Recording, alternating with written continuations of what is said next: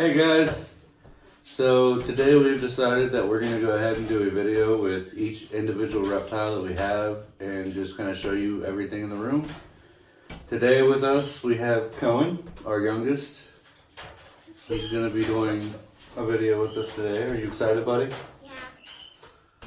And then of course you guys know my lovely girlfriend, Taryn, and then I'm Ryan, because she hasn't been including me in any of the videos.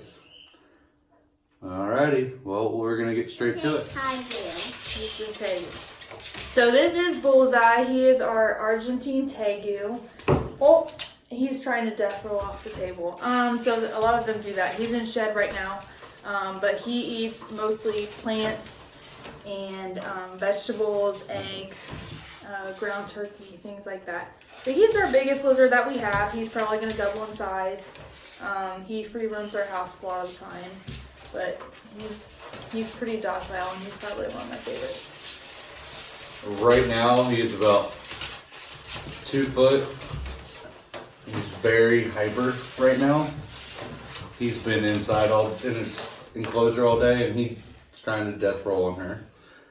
But other than that, I don't really know. And on top of that, Cohen is actually the one that named him. And a familiar theme that you guys will notice with a lot of our animals is the fact that they're all named after Disney characters, which is why we are basing our entire company around that, which is Happily Ever After Reptiles, for some of you that don't know. This is our baby bearded dragon that we have right now. His name is Francis, and as far as we know, he is a citrus. So at the big pet stores, they're commonly called the fancy bearded dragons, but that's not actually what they are. They're a variation of citrus, so he's probably going to be more of a red color. He eats mostly crickets right now and dubia roaches.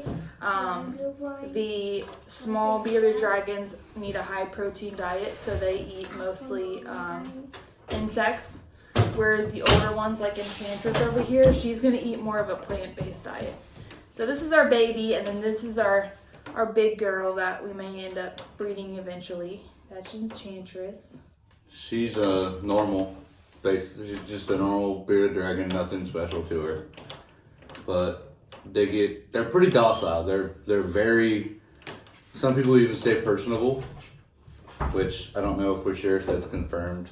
But she seems to really like us. She seems to really come to the end of the cage when we come into the room. So she gets a little curious every once in a while. And these are one of the lizards that actually are really, really good for children. And that, just like Cohen right now, at 4 years old, can handle them and be completely fine. So this is Max. He is what's called a Eurymastix. I believe he's a Nigerian Eurymastix. He might get a little bit bigger, but he is probably at least 70% of the size that he's going to get to be. They're a little bit more skittish than other lizards, so probably not something that you want to get if you just want a lizard that's going to sit and chill, but they are good ones to have if you want like a variety or something that's a little bit more uncommon. Something to note though is if you do have bearded dragons, that if you want to handle them, like I just had to put hand sanitizer on, because bearded dragons actually carry it's like a disease that could be transferred to these guys. But they eat mostly a plant-based diet. And they just mostly chill in their hot spots all day. They're pretty cool. He's got this really spiny tail that he can tail whip you, but it doesn't really hurt that bad. They're really not prone to bite, so they're good for people that want lizards but don't want to be attacked by them. We've got a little friend down below the table that you can't see currently. Bullseye's roaming around right now. Yep, this is called a leopard gecko. And these are probably one of the first reptiles you would want to look at if you were looking into getting your first reptile. Oh! They're, aside from the babies, they're pretty easy to handle. As they get older, they get a little bit less skittish. But they're pretty easy to take care of. And they just eat crickets. But Generally, they're pretty docile. They're not prone to bite you or anything like that. They might run around a little bit, but like I said, as they get older, they'll probably calm down a little bit. But they're probably the number one for kids and for people that are also starting out. They're pretty durable too. They're not. I mean, they're pretty durable. They don't hurt very easily. Obviously, anything will hurt very easily if you try. One thing is they do drop their tails, which we haven't really gone into with any of our other lizards, but they store all their fat that they need for energy and everything in their tails. So that's one thing that you do want to look out for, is going to be them dropping that tail, because that's where they store all their fat and all their nutrients that they use for energy. Yeah. And that's what he looks like up close. Oh! Alright, you can turn off. Ah! Alright, so what is this, Cohen? Is this a crested gecko? Yeah. So this is our crested gecko, the baby. What's his name? Rafiki. As you can tell, as a baby, they're teeny tiny. And they're pretty chill little guys. They'll jump. They can jump, and they can pretty much stick to just about anything. I mean, I can tip him all the way upside down. He's not gonna fall off. Another one that does that, they do drop their tail. Unfortunately, cresteds do not grow their tail back, which their tail is really not necessary for anything. It doesn't store the fat like a leopard gecko or anything, so it's very common for them to fall off and not to have their tails as adults. There's many different morphs. I believe this one was a fire. I think so. Yeah. Pinstripe. A pinstripe fire, something along those lines. A little bit of a better look at him. He actually is our only one right now that has a full bioactive enclosure, which if you check out our Instagram and our Facebook page, you'll see them. Looking at me. I'll let her kind of go through the diet and what the deal is with him. So they just eat the crested gecko diet, which is like a powder made of insects and different fruits and things like that. So cute. It's cute. But he's gonna get pretty big. He's probably gonna at least double in size. But they're pretty easy to take care of. They're probably one of the easier reptiles, and they're pretty handleable. They jump around a little bit, but they are pretty good for kids. Cohen likes him. Oh. Almost jumped on his face there. But he's probably one of our favorites, and may end up being something that we end up breeding in the future. This is our veiled chameleon that this is one of our newest. This is our second newest that we have. Typical chameleon is pretty big, decent setup, a lot of foliage. You're not getting on me. He will probably be one of the next ones to get a full bioactive.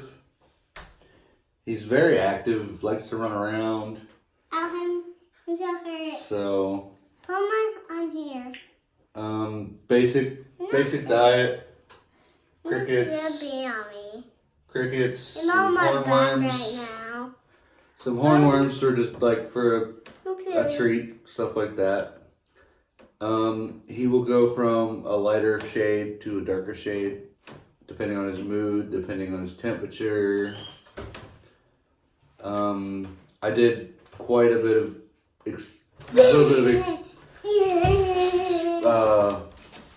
a little bit of research on him, just to kind of get more advanced knowledge on them.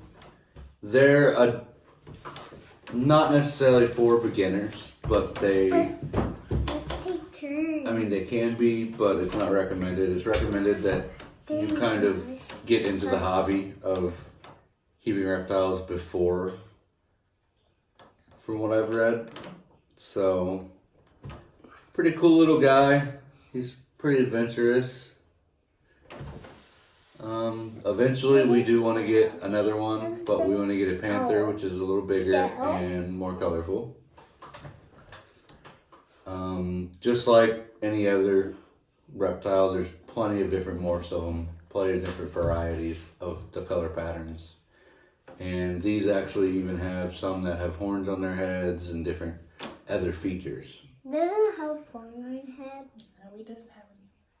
No, Anything you want to say? head. Nope, but he's pretty cool. And they're actually, surprisingly, these guys are really prone to being extremely aggressive, which I think is hilarious. And if you watch my other video, you know that I'm addicted to watching videos of angry chameleons. But if you do decide that that's something you want to get, definitely be aware of the fact that this is something that could potentially hiss at you constantly and try to bite you. But they are, they're just the coolest little guys ever. And honestly, even when they're really mean, they're really not that scary. They're just cute. They're kind of all bark, no bite type thing. Pretty much. But ours has been pretty chill so far. He hasn't really hissed too much at us or anything. He's just pretty active when we get him out. He likes to adventure and climb around, and he'll climb up in our hair and climb up in my hat. So Don't bite. And he does it. So this is our green iguana.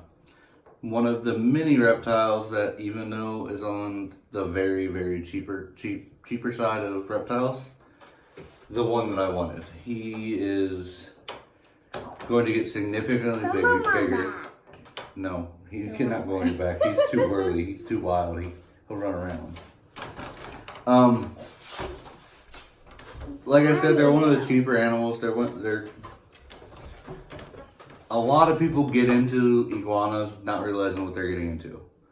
Not realizing the fact of how big they get. They normally have to build a complete custom enclosure. They have to build a complete custom enclosure. He eats a salad diet, basically greens, fruit, veggies, stuff like that. Another higher humidity animal.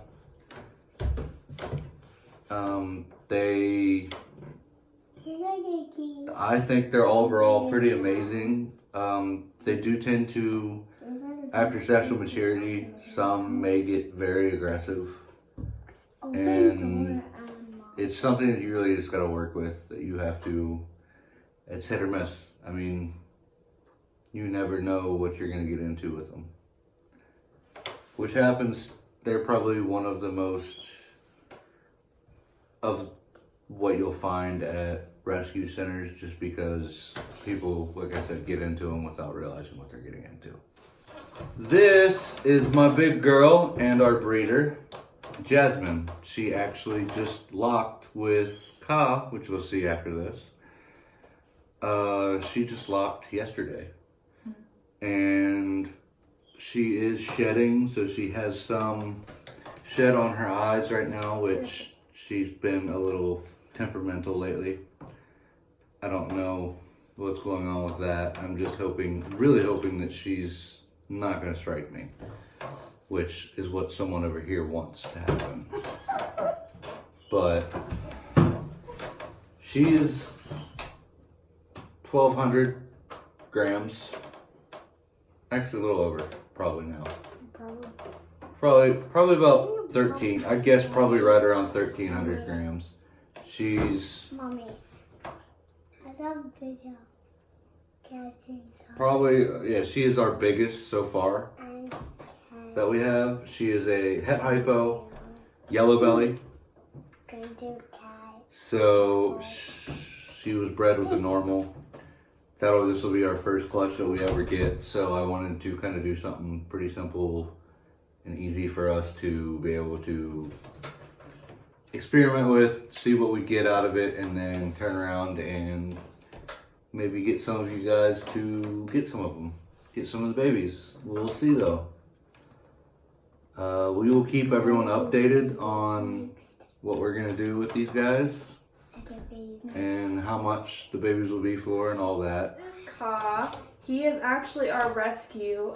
So a lot of times when we go to PetSmart or the pet store, Just because we can, we take some of our animals. Usually they're snakes because they're a little bit easier to transport. But we were talking to the manager, and it was actually his brother or something like that that had a snake that he found on his neighbor on the side of the road while he was riding his bike, and he needed to find a home for him, so we ended up taking him in. And we were really iffy when we first got him. We weren't sure what his temperament was going to be like. But he's actually one of our favorite snakes. He's probably the most docile. He's never... Her favorite. He's my favorite. We haven't gotten my favorite yet, which I will talk about at the end of this video. He's always really sweet and he's really personal. He just always wants to check everybody out. But he's a sweet boy. And he's the one that we just bred to Jasmine. So, believe it or not, this sweet boy had to go in with that crazy lunatic. And they actually lost. So, they should be having babies. But he's definitely my favorite. So, this is, out of everyone, our smallest snake and probably smallest reptile we own besides the crested. Our scariest. Rawr. So, this is our, what was it, snow corn snake?